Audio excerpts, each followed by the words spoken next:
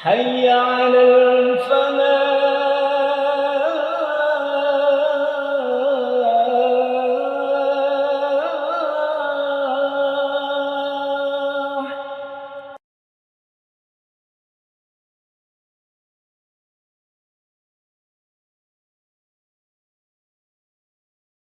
Assalamualaikum warahmatullahi wabarakatuh. Alhamdulillah. Alhamdulillahilladzi anzala ala 'abdihi alkitaba wa lam yaj'al lahu 'iwaja qayyiman liyunzira ba'san shadidan min ladunhu wa yubashshiral mu'minin الذين يعملون الصالحات أن لهم أجرا حسنا ماكثين فيه أبدا. أشهد أن لا إله إلا الله وحده لا شريك له وأشهد أن محمدا عبده ورسوله لا نبي بعده. اللهم صل وسلم على محمد وعلى آله وصحبه ومن اتبع الهدى. رب اشرح لي صدري ويسر لي أمري واحلل عقدة من لساني يفقهوا قولي. أما بعد. Para jamaah sekalian rahimani wa rahimakumullah, marilah pada kesempatan yang indah ini kita menghaturkan rasa syukur kita kehadirat Allah Subhanahu wa taala atas limpahan rahmat, hidayah serta nikmatnya, sehingga pada malam hari ini kita dimudahkan untuk hadir di tempat yang mulia ini untuk menjalankan ibadah salat maghrib yang kemudian dilanjut dengan thalabul ilm. Mudah-mudahan seluruh rangkaian ibadah kita semuanya diterima oleh Allah Subhanahu wa taala. Salawat serta salam semoga senantiasa tercurahkan pada baginda Rasulullah Muhammad sallallahu alaihi wasallam, begitu juga keluarganya, para sahabatnya dan kita selaku umatnya. Para jamaah sekalian, mari kita awali kajian pada malam hari ini dengan bacaan basmalah. Bismillahirrahmanirrahim.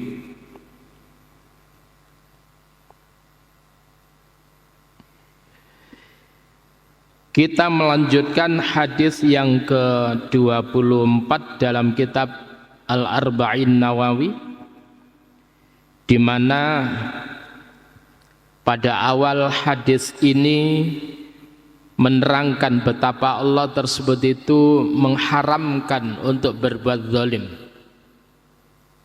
dan Allah juga menetapkan bahwa dirinya tidak akan pernah mungkin menzalimi kepada makhluknya, terutama manusia. Innallaha la yazlimun nasa syai'an walakinnan nasa anfusahum yazlimun. Allah sedikit pun tidak pernah berbuat zalim kepada manusia, tetapi manusialah yang seringkali berbuat zalim terhadap diri mereka sendiri. Manusia seringkali ngoyo. Ngoyo itu adalah di luar kesanggupannya, sementara Allah itu menyatakan la yukallifullahu nafsan illa wus'aha. Allah tidak memberikan beban melainkan sesuai dengan kesanggupannya. Nah, para jamaah sekalian rahimani wa rahimakumullah, lalu kelanjutan kemarin potongan hadis itu adalah ya ibadi, wahai hamba-hambaku, innakum tukhti'una, sesungguhnya kalian tersebut itu melakukan suatu dosa, billaili, baik itu di waktu malam, wan nahari, dan di waktu siang, wa ana aghfirudz dzunuba jami'a, sedang aku ini adalah yang mengampuni dosa-dosa semuanya. Maka jangan pernah putus asa dengan hal itu. Jadi kalian yang berlumuran dosa di waktu malam, di waktu siang, jangan pernah putus asa, karena Allah itu adalah yaghfirudz dzunuba jami'a. Allah itu mengampuni dosa-dosa itu, asal kita mau mohon ampun kepada Allah. Para jamaah sekalian rahimani wa rahimakumullah, bisa kita lihat di dalam surah Az-Zumar surat yang ke-39 ayat yang ke-53 sampai ayat yang ke-55. A'udzu billahi minasyaitonir rajim. Bismillahirrahmanirrahim. Qul ya ibadiyalladzina asrafu ala anfusihim la taqnatu mir rahmatillah innallaha yaghfirudz dzunuba jami'a innahu huwal ghafurur rahim. Qul, katakan Muhammad, ya ibadi, wahai hamba-hambaku, alladzina asrafu ala anfusihim, yaitu orang-orang yang melampaui batas terhadap diri mereka. La taqnatu mir rahmatillah, janganlah kalian putus asa dari rahmat Allah. Kenapa? Innallaha yaghfirudz dzunuba jami'a, sesungguhnya Allah itu mengampuni dosa-dosa jami'an semuanya. Maka Imam An-Nawawi di dalam bab taubat dalam kitab Riyadhus Shalihin, beliau tersebut memberikan suatu syarat-syarat diterimanya taubat. Yang pertama adalah ayyuqli'a 'anil ma'siyah, orang itu harus meninggalkan kemaksiatannya. Yang kedua itu adalah wa ayyandama, orang itu harus punya rasa menyesal, getun karena telah melakukan dosa. Yang berikutnya adalah wa ayyastaghfira rabbah, dan dia tersebut itu mohon ampun kepada Tuhannya, beristighfar. Lalu kemudian wa ayyazima alla ya'uda abadan, dia berazam, bertekad untuk tidak mengulangi lagi untuk selamanya. Ketika hal itu dipenuhi, dosa kayak apapun itu akan diampuni oleh Allah Subhanahu wa ta'ala. Para jamaah sekalian rahimani wa rahimakumullah, ini luar biasa. Allah itu punya sifat Al-Ghaffar, Al-Ghafur, Al-Afuwu. Allah itu zat yang maha memaafkan, Allah zat yang maha mengampuni. Allah itu adalah zat yang amat sangat maha mengampuni. Luar biasa. Jadi Allah itu adalah bukan pendendam. Kayak apapun keburukan seorang hamba, manakala kemudian orang itu mendekat kepada Allah, menyesal, mohon ampun kepada Allah, tidak mengulangi lagi, kayak apapun dosanya diampuni oleh Allah. Orang yang membunuh 100 orang, lalu kemudian dia menyatakan taubatnya, maka kemudian diterima oleh Allah dan masuk surga. Ketika diarahkan dia menuju jalan kebaikan, begitu kemudian melangkah, sebelum sampai di wilayah itu, kemudian Allah wafatkan dan dia tercatat sebagai ahlul jannah, sebagai ahli surga. Para jamaah sekalian rahimani wa rahimakumullah, ada begitu banyak dalil-dalil tentang betapa Allah tersebut itu adalah maha Al-Ghafur, Al-Ghaffar, di mana Allah tersebut itu membentangkan tangannya di siang hari untuk menunggu hambanya bertaubat usai melakukan kemaksiatan di malam hari. Jadi Allah membentangkan tangannya di siang hari, membentangkan ampunannya untuk menunggu hambanya yang usai melakukan kemaksiatan di malam hari. Dan Allah pun juga bentangkan ampunannya di malam hari untuk menunggu hambanya yang usai melakukan kemaksiatan di siang hari. Jadi Allah tunggu hambanya ini bertobat. Sampai kapan itu?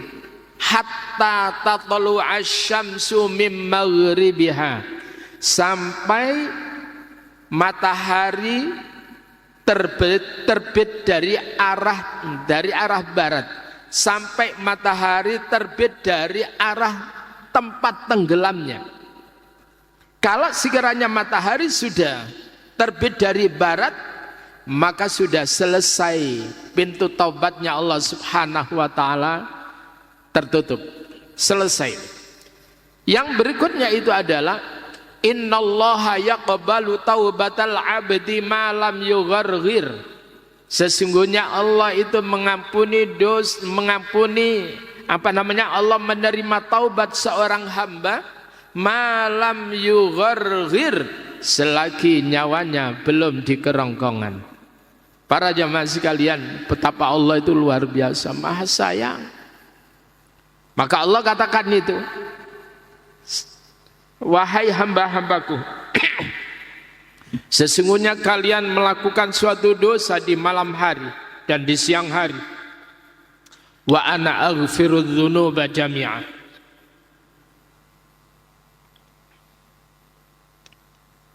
Aku mengampuni dosa-dosa semuanya. Fastaghfiruni, maka mohon ampunlah kalian kepadaku. Kalau kalian mohon ampun kepadaku, aghfir lakum, niscaya aku mengampuni dosa kalian. Oleh karena itu banyak beristighfar, luar biasa. Rasulullah Sallallahu Alaihi Wasallam terkait dengan istighfar ini, beliau bersabda, man kathural istighfar, siapa orang yang memperbanyak istighfar. Dalam satu riwayat, man lazimal istighfar, siapa orang yang melazimkan istighfar, ja'alallahu min kulli dhiqin makhraja, maka Allah akan menjadikan kesempitannya selalu ada jalan keluar.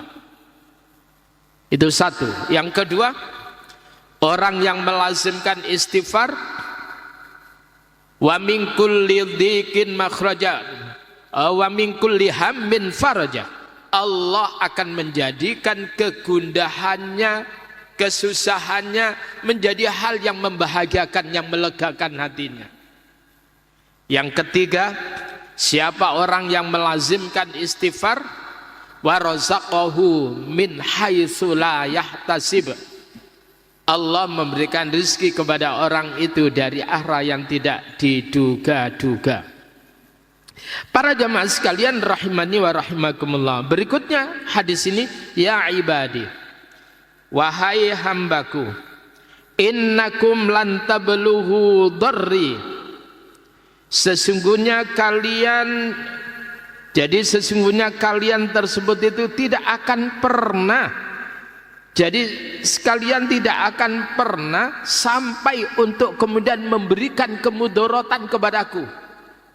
Andai kata tidak ada satupun manusia yang menyembah kepada Allah, sedikit pun itu tidak memudarati Allah. Sama sekali tidak akan pernah mengancam Allah. Andaikan ada seluruh manusia, tidak ada yang menyembah kepada Allah, semua manusia itu mencaci maki Allah terus menerus, itu semuanya tidak akan pernah sampai untuk memberikan kemudaratan kepadaku, kata Allah. Fatadurruni, tetapi kemudian kalian tersebut itu merasa bahwa kalian telah melakukan kemudaratan kepadaku. Walan tablughu naf'i fatamfa'uni, apapun kebaikan-kebaikan yang kalian lakukan, sedikit pun tidak memberikan manfaat kepadaku, kata Allah. Kita rukuk dan sujud itu adalah untuk kita. Kita rukuk dan sujud bukan itu bermanfaat untuk Allah Subhanahu wa taala sama sekali. Kita membaca Al-Qur'an, kita melakukan sedekah, apapun yang kita lakukan itu sekali lagi tidak memberikan manfaat kepada Allah sedikit pun. Tetapi itu adalah kemanfaatnya kembali kepada kita yang melakukan kebaikan-kebaikan.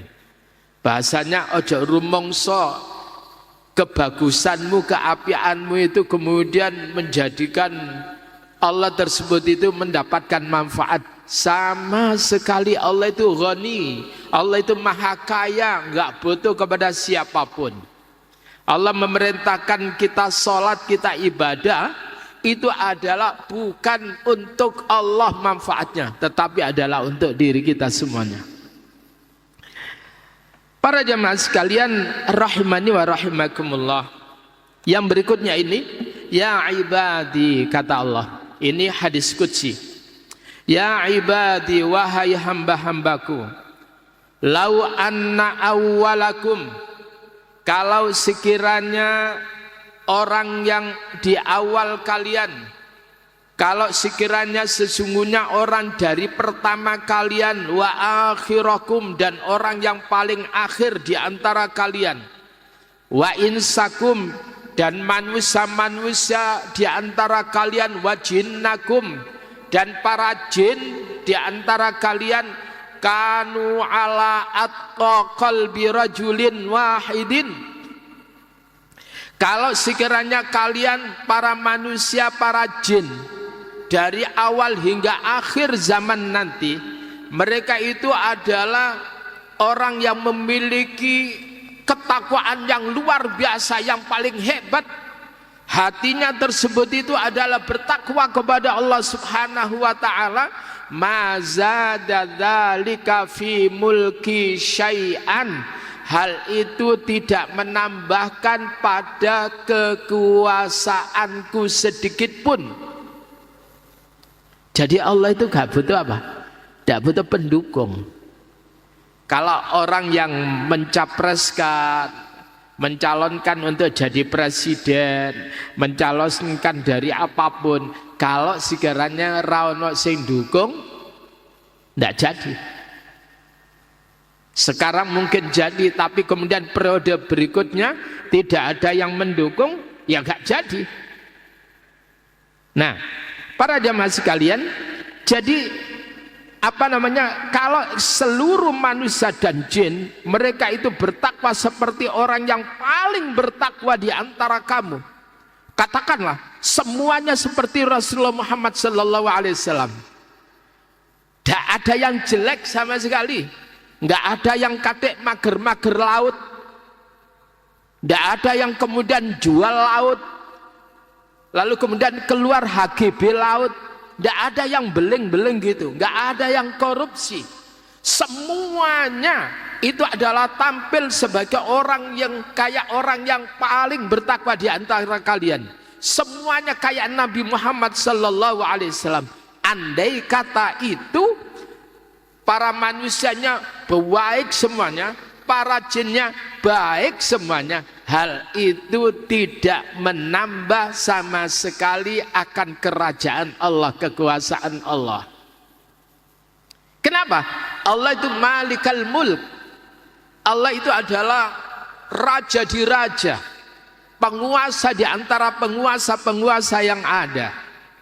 Qulillahumma malikal mulk tu'til mulka man tasya wa tanzi'ul mulka mimman tasya wa tu'izzu man tasya wa tudhillu man tasya biyadikal khair innaka ala kulli syai'in qadir.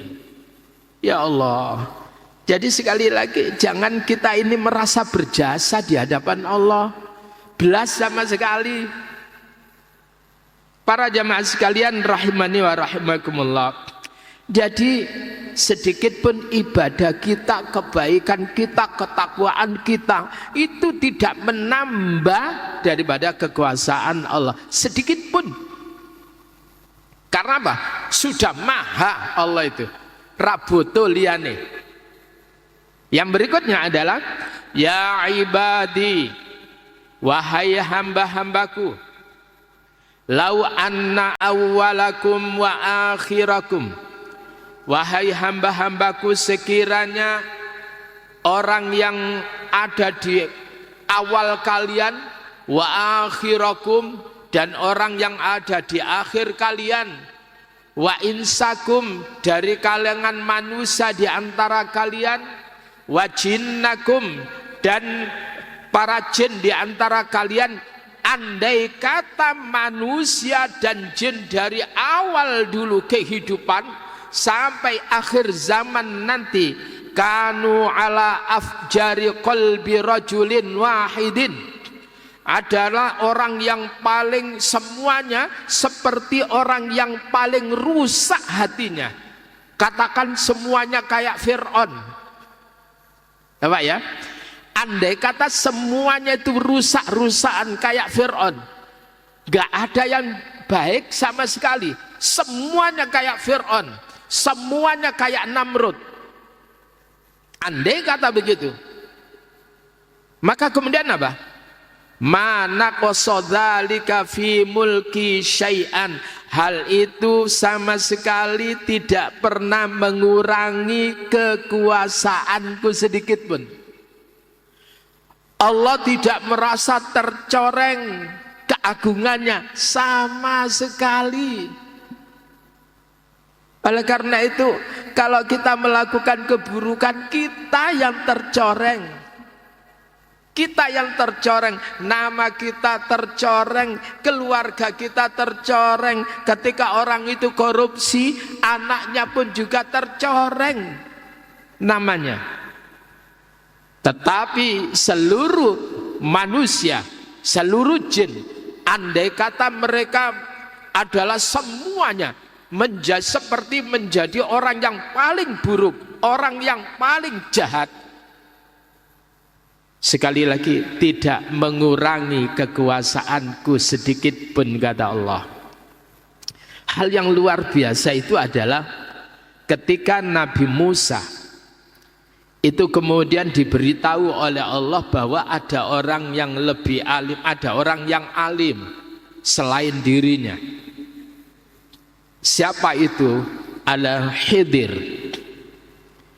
Khidir itu bukan namanya, tapi namanya adalah Milkan. Ya. Lalu kemudian apa? Setelah itu Khidir itu dicari oleh Nabi Musa. Saat itu Nabi Musa disertai oleh muridnya Yusha bin Nun. Sampailah kemudian ketemu dengan Khidir. Kala itu adalah Nabi Musa mengatakan, hal attabi'uka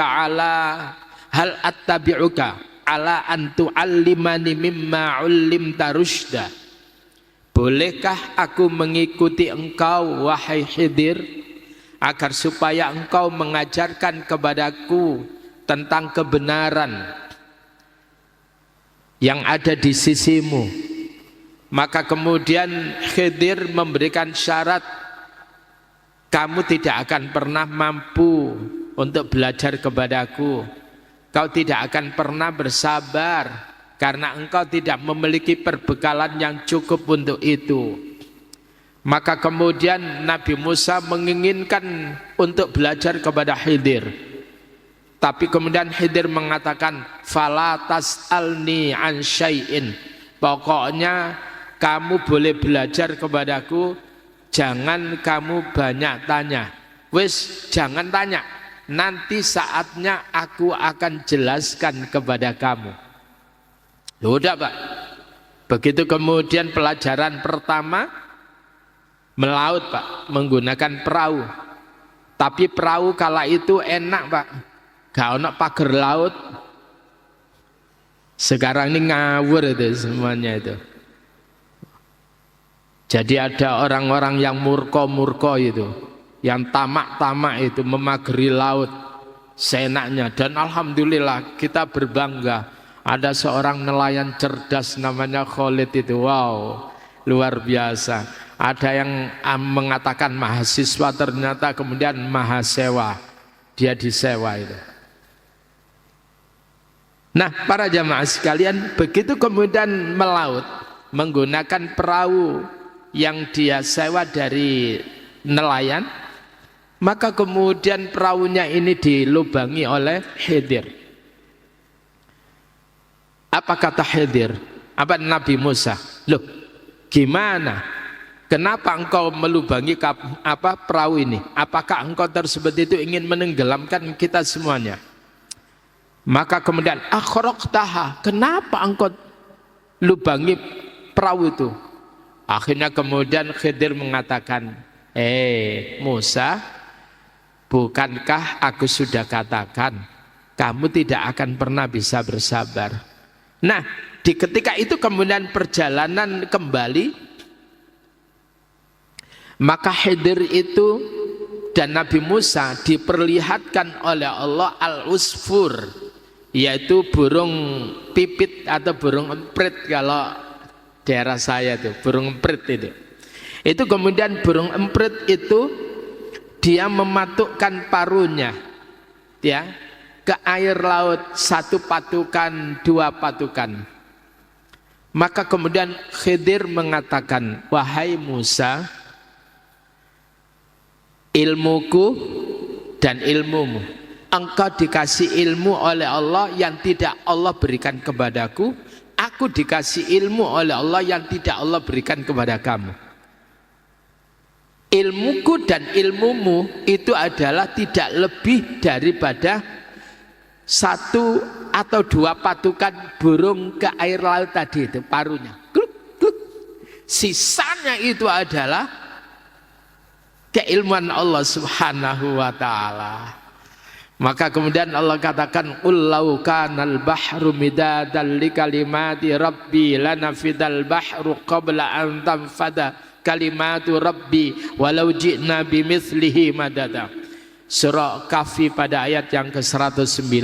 Qul, katakan Muhammad, law kanal bahru midadan, sekiranya lautan itu dijadikan tinta, li kalimati rabbi, untuk menulis kalimat-kalimat Tuhanku, lanafidal bahru, sungguh akan habis, kering, sat lautan itu, qabla an tanfada kalimatu rabbi, sebelum habis kalimat-kalimat atau ilmu Tuhanku, walau ji'na bimithlihi madada, walaupun kami datangkan lautan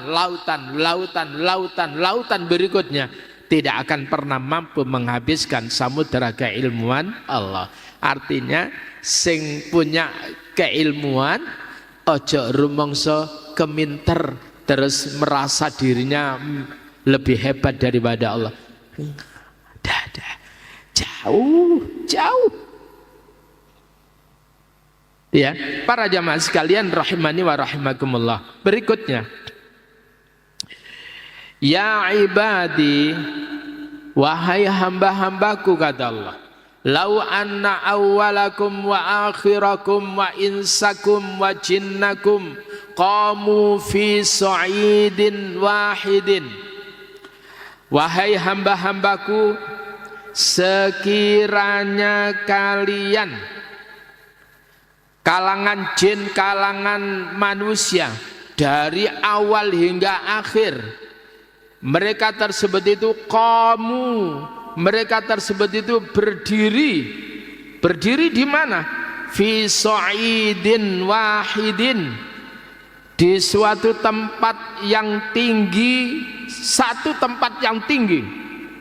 Dia jadi di tempat yang tinggi. Lalu kemudian apa?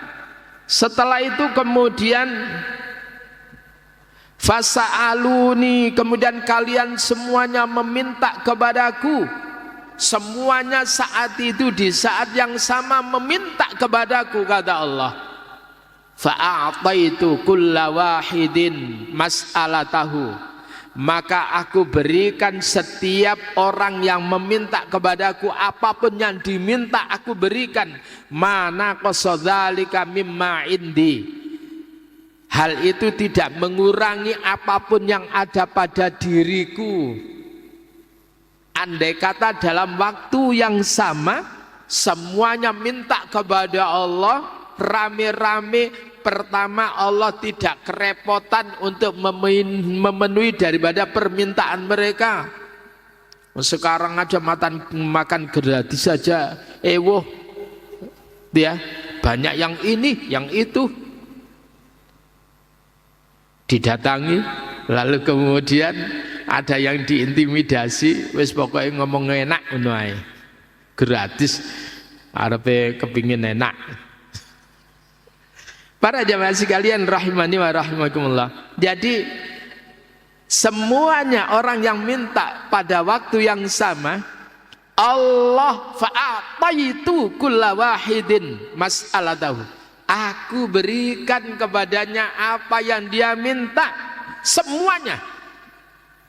Mana qasadzalika mimma indi. Semuanya tak kasih, hal itu tidak ngurangi sedikit pun apa yang ada di sisiku. Illa kama yang kusul mikhyat idza udkhilal bahra. Melainkan seperti yang kusul mikhyat. Al mikhyat itu alat untuk menjahit, yaitu benang.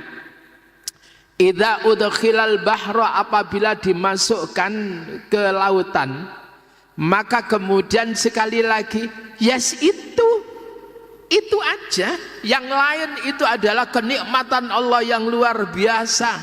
Yang lain itu adalah rahmat Allah yang luar biasa. Bahkan rahmat Allah yang diturunkan ke dunia ini hanya satu. Allah membuat 100 rahmat, yang diturunkan hanya satu, dan kemudian yang 99 itu nanti Allah berikan di akhirat bagi hamba-hambanya yang masuk ke dalam surga Allah subhanahu wa ta'ala. Karena satu rahmat ini, bapak-bapak ibu sekalian, orang tua perhatian sama anaknya, sayang pada anaknya. Bahkan ada binatang, ada seekor kuda itu kemudian dikatakan mengangkat kakinya karena takut untuk kemudian menginjak anaknya yang baru lahir. Saya lihat Pak, kambing ketika melahirkan itu Pak, subhanallah, open sekali kepada bayinya itu. Jadi kalau kemudian bayinya waktunya minum, itu kemudian diambus-ambus, dicium-cium, lalu kemudian disentuh-sentuh supaya bangun dan kemudian menyusu. Luar biasa. Itu adalah satu rahmat. Satu rahmat, Pak. Para jamaah sekalian rahimani wa rahimakumullah. Jadi Allah tidak akan pernah kerepotan untuk membagi apa yang menjadi permohonan kita. Para jamaah sekalian, berikutnya, ya ibadi, innama hiya a'malukum uhsiha lakum summa uwaffikum iyyaha.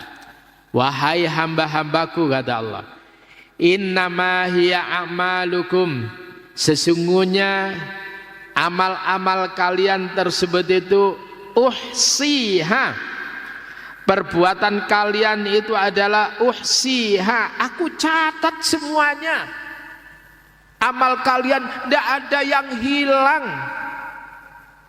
Sekali lagi, nggak ada yang hilang, semuanya. Faman ya'mal mithqala dzarratin khairan yarah wa man ya'mal mithqala dzarratin syarran yarah.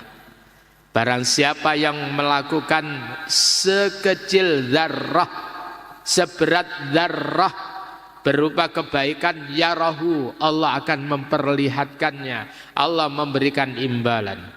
Wa may ya'mal mithqala dzarratin syarran yarah, keburukan yang dia lakukan walau seberat zarrah, Allah pun juga perlihatkan.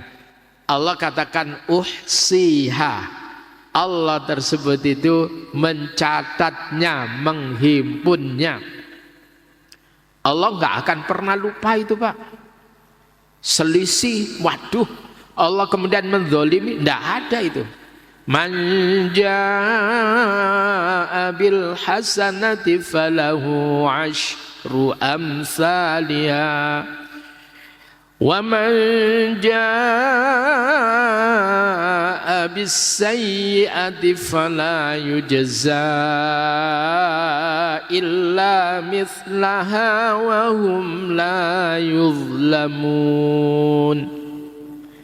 Man jaa'a bil hasanah, siapa orang yang datang dengan membawa satu kebaikan, falahu asyru amsalha, maka baginya akan mendapatkan nilai 10, setara 10. Wa man jaa'a bis sayyi'ah, siapa orang yang melakukan keburukan, ya, yaitu fala yujza, kata Allah, tidaklah ia tersebut itu dikasih balasan oleh Allah, illa mithlaha, melainkan yang sama dengan keburukan yang dia lakukan itu. Itu di surah Al-An'am, surah yang ke-6 ayat yang ke-160. Lalu kemudian di ujungnya Allah katakan wahum la yuzlamun, sedang mereka itu tidak dizalimi, tidak dicurangi oleh Allah. Para jemaah sekalian, amal-amal kita itu dicatat oleh Allah, ya, lakum itu adalah untuk kalian. Summa uwaffikum, kemudian aku sempurnakan pahalanya kalian itu. Masya Allah, disempurnakan. Para jamaah sekalian rahimani wa rahimakumullah, kalau kita lihat di dalam Al-Quran pada surah Ali Imran ayat yang ke-185, ayat 185, Pak, itu luar biasa itu.